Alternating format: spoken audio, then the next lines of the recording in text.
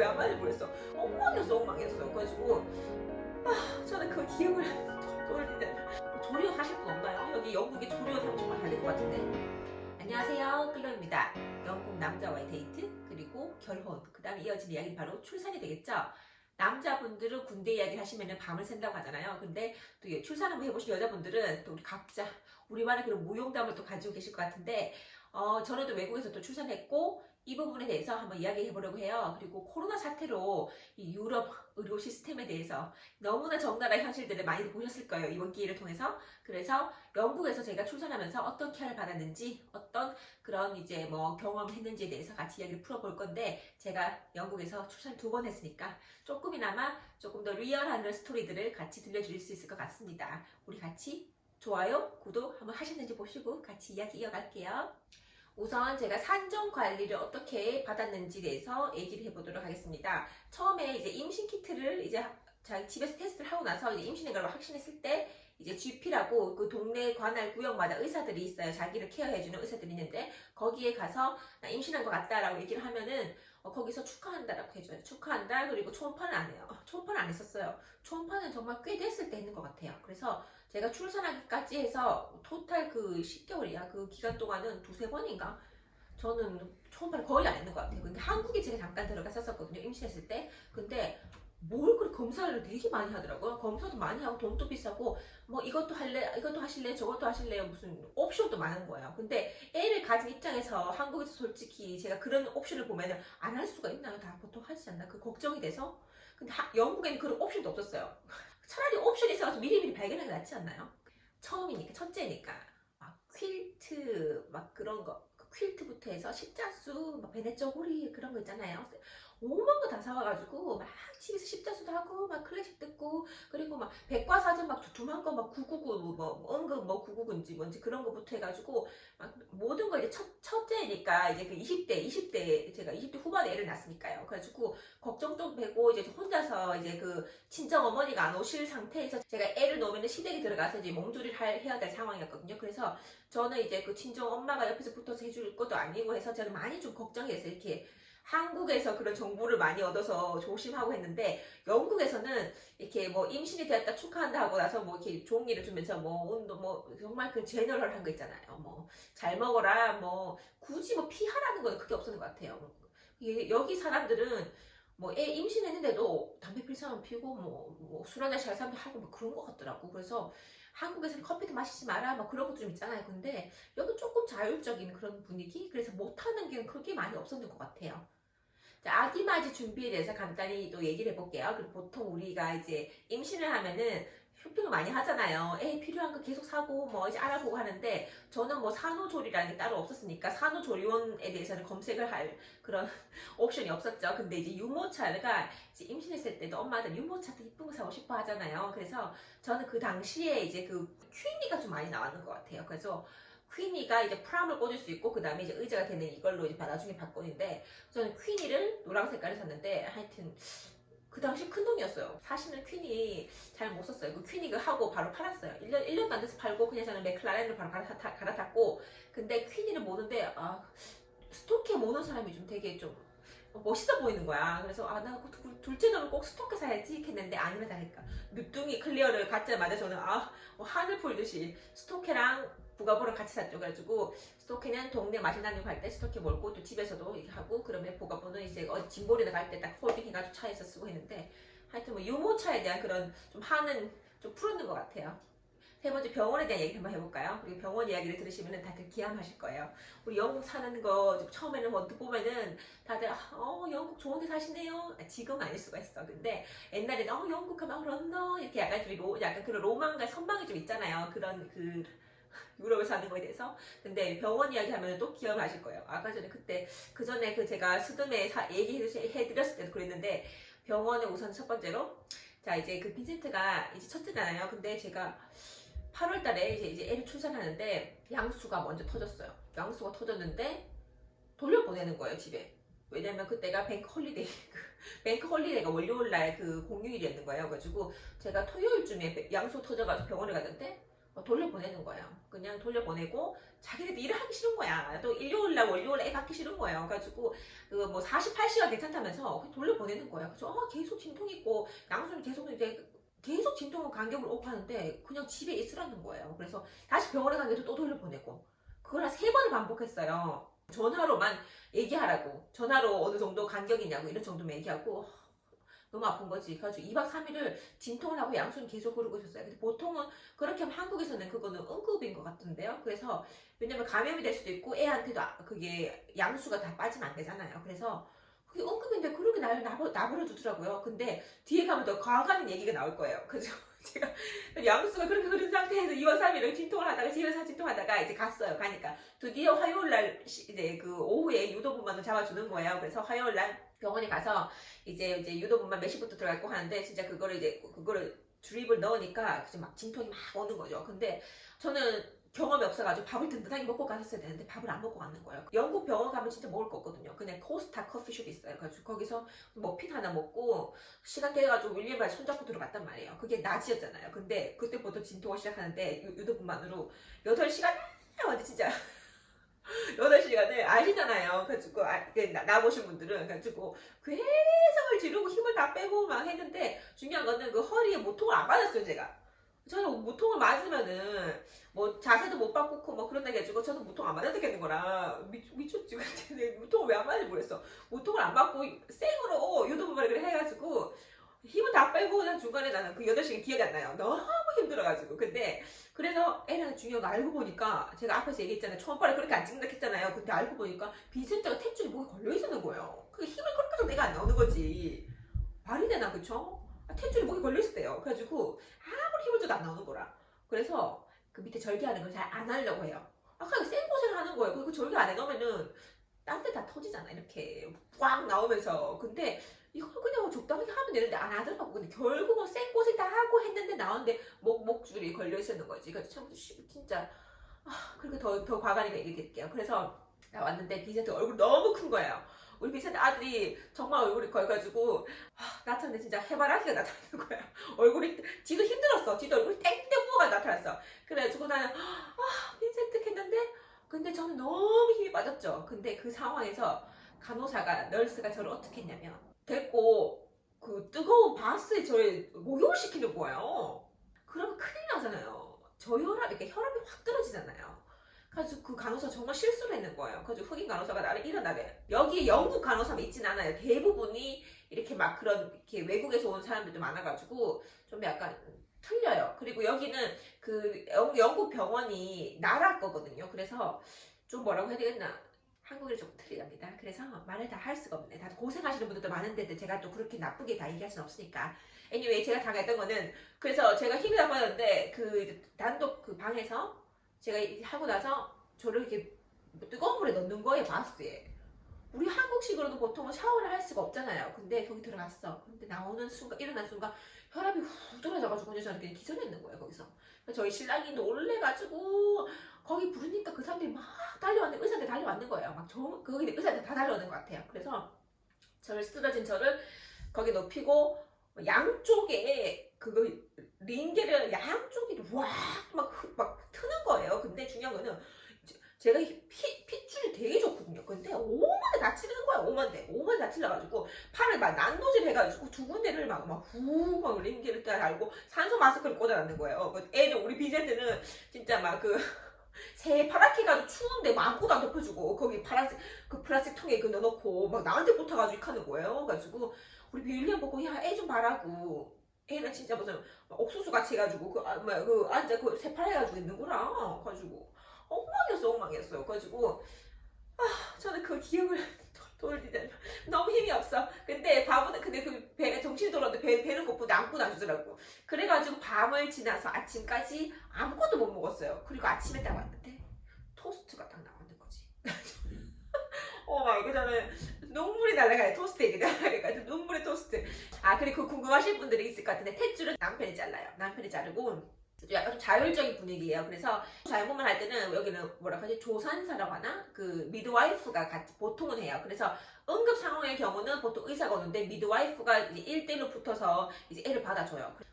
근데 제가 힘을 못 주니까 윌리엄이 어디서 지가 또 받는 거야. 윌리엄이 지가 초짜니까 지가 걱정이 됐는지 그 당시 유튜브로 애 놓는 걸 자기 검색을 했는가 봐요. 그래서 어떻게 남편이 서포트를 해줄까 해서 자기 검색을 했는가 봐. 그래서 보통은 영국은 이제 그 미드와이프 조산사랑 이제 그 산모랑 남편이랑 같이 방에서 그 1인 병실 같은데요. 1인 병실인데 웬만한 이렇게 뭐 산소나 이런 거 다 할 수 있게 다 되어 있는 시스템인데 그 조산사하고 남편이랑 같이 제가 애를 받는 거예요. 근데 중간에 이제 정안 넣으면 이제 의사가 오는데 윌리엄이 그때 어떻게 했냐면 자기가 어디서 유튜브 받는 거라 그래서 배 위에 자기가 이렇게 나를 눌러주더라고. 애가 안 나오니까 이렇게 자기가 그 배로 이렇게 눌러주더라고. 근데 그게 되게 도움이 됐어요. 근데 윌리엄 그래도 어디서 좀 주들었냐 내가 그러니까 그거는 참 기특한 그런 행동이었죠. 자 그리고 이제 클레어 때 이제 그 경험이 이제 한번 쌓였잖아요. 그리고 클레어 때는 어떻게 출산했는지 얘기를 드릴게요. 클레어 때는 정말 상황이 틀렸어요. 근데 빈센트 때는 제가 일을 안 하고 있는 상황이었고 첫째고 했는데 둘째는 제가 그때 나이가 36살 때 둘째 낳았으니까요. 그래가지고 7살 터울이에요. 그래서 빈센트는 29에 애를 낳고 클레어는 36에 애를 낳았는데 뭐 이제 한번 낳았다고 그리고 꼴에 한번 경험했다고 많이 좀 이렇게 좀 여유로운 상황이었어요. 마음이. 그래서 저는 이제 임신을 해서부터 출산할 때까지 일을 계속 했어요. 일을 계속 했고 제가 이제 하는 일은 이제 이제 그 앤틱 쪽 했으니까 뭐 박스 이렇게 나를 일이 있으면 임신배가 이만한 상황에서 제가 박스도 나를 때도 있었고 사진도 계속 찍고 수그리고 하고 이런 뭐 그릇 같은 것도 하고 할 때도 계속 배 이만한 상태에서도 계속 일을 했어요. 그래서 계속 활동적이었어요. 그래서 사람들이 둘째고 계속 일을 했고 빨빨 다녔으니까 빨리 애가 나올 거다 했는데 절대 안 오는 거라. 그래가지고 예정이 며칠 지나서 애를 낳는데 이제 신호가 오는 거예요. 그래서 이제 드디어 끝까지 버텼죠. 그래서 마지막 날까지 예정이 플러스 2, 3일 가는데도 마지막 날까지 그 장보러 갔다가 장보러 오고 차 몰고 다니고 다 했는데 갑자기 양수가 터졌는 거예요. 그래가지고 저는 병원에 끝까지 안 갔죠. 예정이 며칠 지나도. 그리고 양수 터졌는데 이제 올 것이 왔구나. 그때 경험을 제가 이제 되살려서 이번에 정말 밥을 제대로 먹고 갈 것이다. 그래서 양수가 계속 이제 흐르는 상황에서도 엄마 미역국 끓여줘. 그때는 엄마가 왔었어요. 그래가지고 미역국을 한 대접 막 거하게 먹었는 거야. 거의 먹고 병원 가기 직전까지 계속 먹었어요. 계속 먹고 힘이 좋아야 된다면서. 그래가지고 다 먹고 자 이제 병원 가보자 하면서 딱 가는 거죠. 그래가지고 그때는 양수가 계속 이제 흐르고 양수 터진 상태에서 이제 그리고 이제 진통이 계속 이제 규칙적으로 오니까. 근데 그 병원에서 아직까지 그래서 밤에 애를 받기 싫어하는 거야. 밤 10시에 가니까 밤에 가면 되게 싫어해요. 그래가지고 계속 아침에 오라는 식으로 미루려고 하는 거야. 그래가지고 또 그때 또 기억이 떠오르면서 아닌데 그냥 좀 약간 기분이 그런데 했는데 아니나 다를까 이제 내진하고 나서 갑자기 급속도로 막 이제 막 진통이 오는데 그 알죠? 그 힘들어가는 거 힘들어가는 거 갑자기 나도 모르게 힘이 들어가는 거야. 그러니까 힘 주시면 안 된다면서 이렇게 하는 거야. 힘을 뭐 안 줄 수가 있나 너 들어가는데 나 오늘 막 난리가 나는 거지. 그러니까 갑자기 막 나보 집에 가라 했는 사람들이 갑자기 막 나를 몰고 그 병실로 이동을 하는 거예요. 그 이제 그 출산하는 그 방으로 가는 정말 저는 엘리베이터에서 애를 낳는 줄 알았어요. 진짜 엘리베이터에서도 진짜 그 알죠? 그 힘주는 소리 나도 모르게 힘주는 소리 나는 거 계속. 저는 엘리베이터에서 진짜 저는 애가 쑥 나오는 줄 알았어요. 가지고 막 전부 다 아직은 안 된다면서 이렇게 하고 있는 거야. 그거 뭐 내가 막을 수가 있나? 진짜 거짓말하고 저는 클레어도 할 때 입은 옷 환자복 갈아입을 시간도 없이 진짜 급속도로 나와서 그냥 제가 입었던 옷 그대로 그냥 가서 애를 낳았어요. 가지고 제가 애 낳았을 때 사진이 있거든요. 근데 그냥 옷 가운 까만 색깔 입고 가운 입고 그냥 그대로 낳았어요. 근데 그렇다고 빨리 동안 아니고 한 30분 했는 것 같아요. 그 중간에 그 막 진통하는 상황에서 환자복 갈아입고 할 시간 없으니까 근데 막 진통 오는 순간 그냥 바로 그냥 막 지대기 되는 것 같아요. 그래서 우리 애가 클레어 딱 나왔는데 정말 고구마가 하나 나와줬어요. 그냥 쏙 나왔는데 고구마가 나와줬어요. 이렇게 머리가 이렇게 작고 빈센트 때 해바라기가 나왔는데 머리가 정말 클레어 이렇게 조그만한 이렇게 고구마가 쏙 나오는 거야. 너무 이쁘고 빈센트는 밤새도록 첫째는 젖달라고 울고 젖은 안 나오고 빈센트는 밤새도 나를 힘들게 했는데 얘는 진짜 계속 잠만 자는 거예요. 애가 나오고 나서 계속 잠만 자는 거예요. 근데 괜찮은겠어 깨어나봤어. 근데 하루 종일 잠을 자더라고. 애가 지도 힘들었는지. 정말 수월하게 끝났는데 이제 저희 둘째 때 애 올 때는 저희 친정 엄마가 오셨잖아요. 친정 엄마가 이제 그 미역국부터 해가지고 다 싸가지고 사투리로 이제 집에 제가 없잖아요. 저희 아들이 저희 빈센트랑 이제 뭐 윌리엄 있잖아요. 그러니까 빈센트 보고 우리 어머니 영어를 아니 야 너가 아버지 이거 밥 먹었나 물어봐라. 뭐 이렇게 사투리를 해도 우리 빈센트가 다 이제 전달해주고 너가 아버지한테 갖다 쪼락해라 하면은 저 윌리엄이 그 윌리엄이 도시를 들고 와가지고 병원에 갖다 주고 해서 저는 좀 약간 호강했죠. 둘째 때는 좀 호강했고 이제 한국 음식을 또 이제 먹으면서 그러니까 아주 2달간 이제 친정 엄마가 이제 계시면서 제가 이제 그 몸조리를 못했어요. 몸조리를 전혀 못했어요. 왜냐면 일을 또 바로 계속 해야 됐고 저희 친정 엄마가 운전을 못하잖아요. 영국에서. 그러니까 제가 운전해야 되는 거예요. 그래서 여기는 조리원이 없잖아요. 조리원이 없고 여기 이제 산모들은 애 놓고 나면은 뭐 바로 뭐 테스코 장 보러 다니고 애는 막 새빨개 가지고 신생아 며칠 안 된 애를 그냥 유모차 넣고 막 장 보고 그 마트에서 뭐 차가운 데서 그 장 보고 있고 막 공원 가고 이렇단 말이에요. 그러니까 이런 산후조리에 대한 개념이 없었어요. 근데 빈센트 학교도 데려다 줘야 되고 퇴원을 해서도 엉그적 거리잖아요. 근데도 운전 다 해가지고 빈센트 학교 데려다 주고 데리고 오고 저 일 다 하고 이제 클레어 이제 이틀 3일째 되면 바로 다 보내잖아요. 여기도. 근데 보내는데 진짜 그 깐남뱅이 그 3일밖에 안 되는 깐남뱅이 빨간 애를 유모차에 태워가지고 11월 때 추웠단 말이에요. 근데 유모차 태워서 제가 그때 영국에 앤틱 매장이 있었어요. 그래가지고 엄마랑 같이 가는 거예요. 그래가지고 그 유모차 끌고 3일밖에 안 된 애를 이렇게 추운데 끌고 가서 놔두고 엄마는 기다려도 이제 날표로 기다렸고 저는 계속 사진 찍고 촬영하고 뭐 이렇게 계속 일하면서